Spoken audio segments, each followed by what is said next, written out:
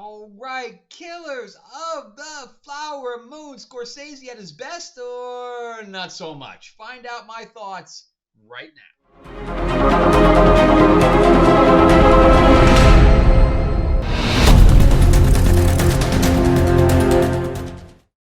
Moon, thank you all for coming back to the channel.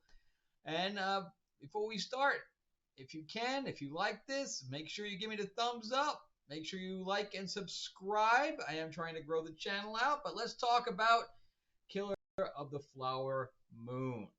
So this is a true story about the the Osage tribe, and this takes place in the 1920s. So it's right after World War One. Leo DiCaprio's character is coming back as a vet.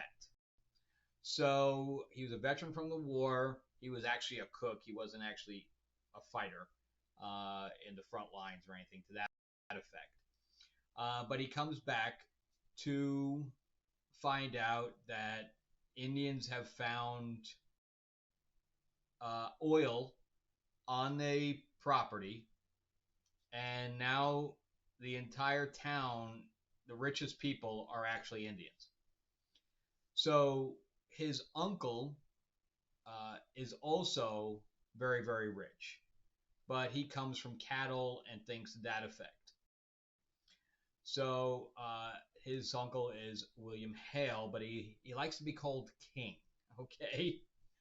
And then you have Ernest, which is DiCaprio, and Byron is DiCaprio's brother. And I guess their parents are gone, so the uncle is their go-to there. So he ends up falling for Molly, who is the daughter of a matriarch. And they're one of the big owners of the oil fields. Okay. So he falls in love with her, and of course the uncle is seeing this as an opportunity for all the money to get to him by the end result. So this movie is 3.5 hours long. So if you thought Oppenheimer was long, you better be ready to go to the bathroom. I didn't go. I was holding it. It's very interesting. So I love true stories, and this is true crime more than anything else. So this is, if you like true crime, then you're going to like this. It's got twists and turns. It's very character driven. So if you like character driven, and it's a look into the souls of people and what motivates them to be evil. Okay, because there's no other way to say what occurs in here rather than just saying it's evil. Okay, this is like a mob movie. That's how I felt about this. As hits were being ordered, things like that. Except it was a little bit more what was the ice, the skater. It was more like that kind of hit, where it was easily botched because there were people behind it that weren't incredibly smart or being clandestine. So of course it was all going to fall apart in the end. But here's why it's so long. Scorsese knew that he had blockbuster talent to work with. He had DiCaprio and De Niro, and she's not a newcomer, but she's a newcomer to large event pieces like this. And that's Lily Gladstone, and she plays Molly. And, of course, there's other heavy hitters in here that have very minor roles, like Lithgow and Brendan Fraser, that have teeny tiny little roles. But I'm sure they took it to play with Scorsese. So, and, we have the sisters and things like that. But what Scorsese did was he just said, roll with it. However the actors played, the choices that they made and the roles, how they played the roles, he just let it roll. So all the little pauses that the actors had with one another, and he left that all in. That's why you have a running time of 3.5 hours, because he didn't cut anything out. And if he did, I'm shocked, because that would have made it like a 4 or 5 hour movie. So he is one of the writers on it, and along with two more, but one major one, and that's Eric Roth. So Eric Roth is the writer of Dune, and he's won one Oscar, but he's been nominated 13 times. He wrote Forrest Gump. He wrote The Curious Case of Benjamin Button. I mean, just a slew of stuff that you'd actually recognize. He has 28 writing credits to his name. So this is, a very big. Uh, yeah, he wrote Ali. He wrote The Postman. I mean, we could just go on. The guy's got amazing credits. And Scorsese is also credited as a writer as well. So you know that this script was 180 pages, and Scorsese said, "Don't worry about it. Don't worry about it. We'll shoot the whole thing." But here are the things I liked about it. Besides the acting, which everybody's going to talk about the acting, and everybody's going to talk about that fact that it's Academy Award worthy, and we're going to see some awards coming up, and I'm sure we are. I'm sure we are. And rightfully so. I mean, these guys really went, balls to the wall. They did something with DiCaprio's teeth to make his face, different. And they put glasses on De Niro. They made him so that they could play a character out. And with Lily, they purposely, gave her absolutely zero makeup. So what I liked about it was the fact that we were taken back in time. So it was a period piece. They didn't stray away from that. They didn't try to cut any corners. You can tell that they just went for it 100%. They just went for it. And I had some friends that worked on this, that they had to actually change the bulbs in all the cars. Which was thousands and thousands of dollars. And I heard other things about the fact that this was shot during COVID, and there was like $5 million or $8 million in COVID.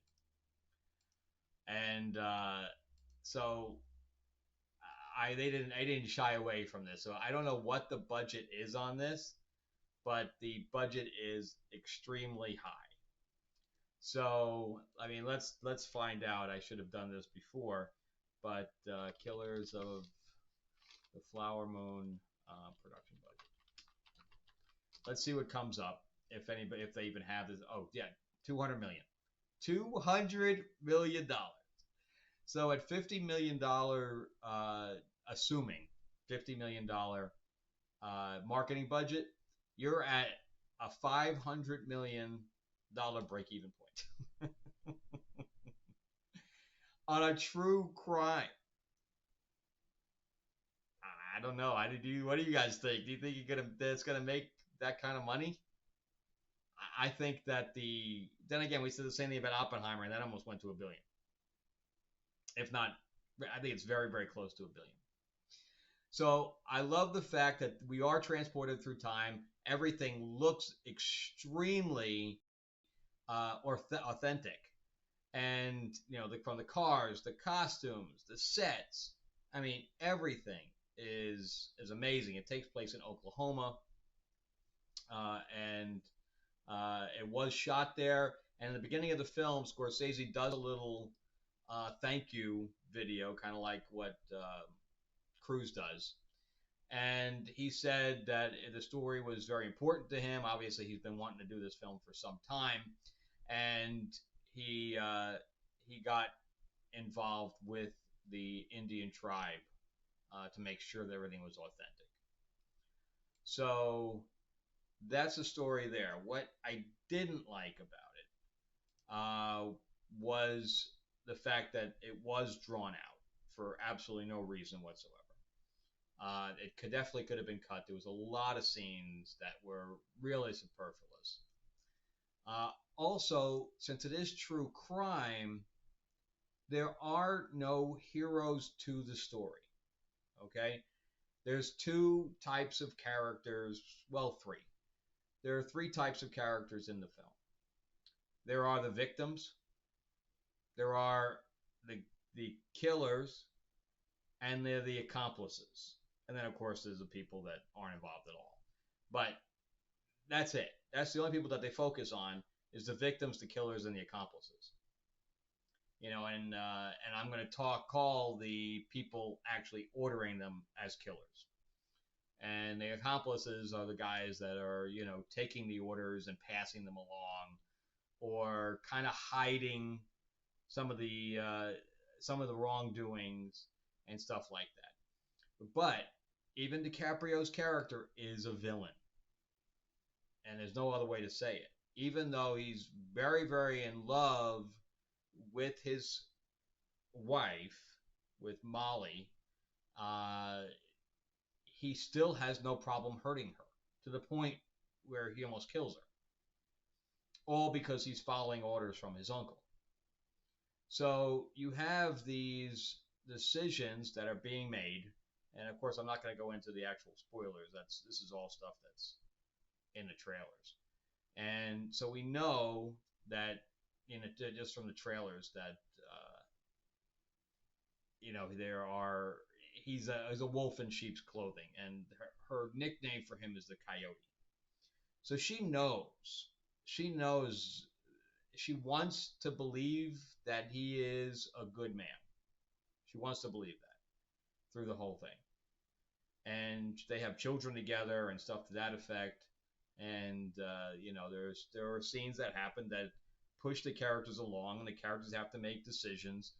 And I mean, you understand how he can be manipulated, but not to that extent. I mean, that's a choice. The manipulation is one thing, and making the choice to hurt somebody you love is completely something else. But not wanting to go against the family, things to that effect, and the even the people that try to help them, they get off to the point where they have to go all the way to giving the federal government money so that they will come and investigate. Isn't that sad? That it's that they have to go all the way to government and not only just ask, they have to physically give the government money to have them come investigate. Pretty amazing. So that's why it's awkward. It's awkward as a audience member because you have no idea how to root for anyone. Because here you have the Indian tribe that's not really sticking up for themselves, right? They know, they have to know that where the money flow is going, or where it's trying to go, who's trying to hurt them, but they don't ever stick up for themselves. And they're getting offed one by one, and nobody's coming to their rescue, and B, there's none of them are standing up. There's no hero. So I mean, there's not any cops or anything like that through this thing that's trying to that we're rooting for to stop this thing. Only till the very end, do the federal government get involved. So there's nobody to root for there, and so the only people that we're seeing is, like I said, the victims, the killers, and the accomplices. That's what the whole story is. So it's, even in a mob movie, we're rooting for one side to the other, but each side is taking movements, right? They're all chess pieces running around, and who's going to be the smarter guy? But we don't have that here. And so that's part of my problem, is that we were just watching a stream. We were watching a steady stream. And, only towards the end do we have some kind of a blockade. So we're just watching this plot just move. It's not branching off. It's not doing anything that you don't expect. It's just moving. So that was my problem with it. I know it's a true story, so there's not a whole lot of twists and turns you can do, but that's what we're left with. We're left with this story that's compelling, but that's it. We're all waiting for DiCaprio to finally be the hero, and it just never happens. So that's my problem with the film. And you guys let me know what you think once you see it. And once you see it, you'll know what I'm talking about. And the deaths that happen, affect his wife personally, and he just doesn't care. He just doesn't care. I don't know how anybody could be so callous, especially with somebody that they love. I just don't understand it. So I didn't understand that character, which is part of my problem. And for De Niro's character to be so calculating and doesn't care, the only legacy he wanted to know about was this financial legacy. And I know people like that, but yeah. So that's my story there. Do I recommend the film? Absolutely, I recommend the film. It's very interesting to watch, even though it's 3.5 hours. The performances are great. The set pieces are great. The props are great. Talking about the cars and the guns and all that stuff. It's all good stuff. It takes place in Oklahoma, so we got to see some stuff we don't normally see. We get to see huge crowd scenes, all dressed up. That cost hundreds of thousands of dollars by itself. So we get to see this whole spectacle. So yeah, but just know what you're going into. You're going into a very long movie that has a very straight pace. It's a very straight pace. There are no twists and turns, nothing. It's just a steady pace of exactly what you'd expect once they lay the plot out for you. So that's it for me. And thank you again for watching. I really appreciate that. But I'd like to let me know what you guys think of the plot. Let me know if you guys thought it was just the absolute greatest thing you've ever seen. And for me, it's not. It wasn't the best thing I've ever seen, for sure. It was a spectacle. It had some great acting in it. But am I going to watch it again? Probably not. Probably not. But it does fall in the same thing as Oppenheimer. So let me pitch my stuff here real quick. So, Tales of Ravenor, The Iron Witch. This is my latest fantasy novel. It does have a new magic system and a new continent with different cultures of characters and things like that effect. And then we have the impending battle with the Iron Witch. So check that one out. It is going to have a sequel. I just have to write it. My sci-fi series, Destiny Aurora. This is the adaptation, the comic book adaptation of the fourth novel. So we have plenty of androids and aliens and ship battles and a big twist in the middle. Yes, the twist is actually in the middle. So you can check that out. It's also been made into a board game and an RPG based on Starfinder if you guys are gamers. And then we have my vampire mob set in the 1950s, Lords of LA. And I know I've been promising the second issue to this. And finally, I just launched today the pre notification for the second issue, which is 48 pages. It was 48 pages. That one's going to be 48 pages. So I'm going to start social mediaizing that, if that's a word, and putting out to my previous donors to sign up. But you could just look for Lords of LA on Kickstarter, and you'll see the pre-notification page come up. All right. I also will put the link in the description below. All right. That's it for me, guys. Thank you so much for watching. Thank you so much for helping me grow the channel out. And if you like some of the other stuff, I also do comic book reviews. I do board game stuff. I just did a board game go through thing of Call for Kilforth. But all my other videos, a couple videos will pop up over here. Go ahead and check them out as well. Thank you guys so much for watching. Bye-bye.